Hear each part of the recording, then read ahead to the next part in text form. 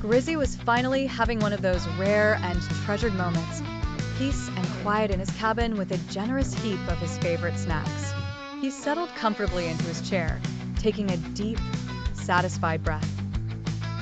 Finally, a moment of peace and quiet. He murmured to himself, a smile of pure bliss spreading across his face.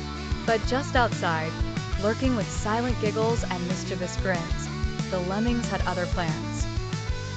They shuffled and snickered just around the corner of his cabin, their little paws on the verge of another chaotic adventure. "Let's mess with Grizzy," whispered Lemming number 1, his eyes twinkling with clever ideas. The lemmings tiptoed into the cabin, unseen by Grizzy, and quickly went to work. They switched the labels on his jars of jelly and peanut butter.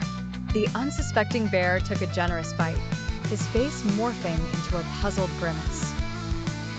"What in the world?" Grizzy sputtered, his taste buds in turmoil, while the lemmings peeked from behind furniture, struggling to hold back their laughter. Fueled by the initial prank, the lemmings plotted more antics. Lemming number 2 climbed to the top of the bookshelf and threw a paper airplane to catch Grizzy's attention. As the bear was distracted, Lemming number 3 sneakily grabbed the TV remote and pressed random buttons, causing the channels to flicker in rapid chaos. Frustrated, Grizzy tossed the remote aside and attempted to catch the tricksy lemmings, but they were far too swift, darting around and slipping through his exasperated paws. Oh, but the frenzy was far from over. Lemming number 4 quietly crept into the refrigerator and waited. Just as Grizzy opened the door, a cascade of food poured out, catching him right in the face. He cried out, stumbling backward as the lemmings chuckled with delight. With determination in his eyes, Grizzy decided he would have his revenge. He designed an elaborate contraption, full of pulleys and rolling marbles, promising food rewards to lure the lemmings. "This will teach them a lesson," he proclaimed. The lemmings, however, saw through the ruse, adjusting pieces of the contraption just before Grizzy set it into motion. The plan backfired, spectacularly.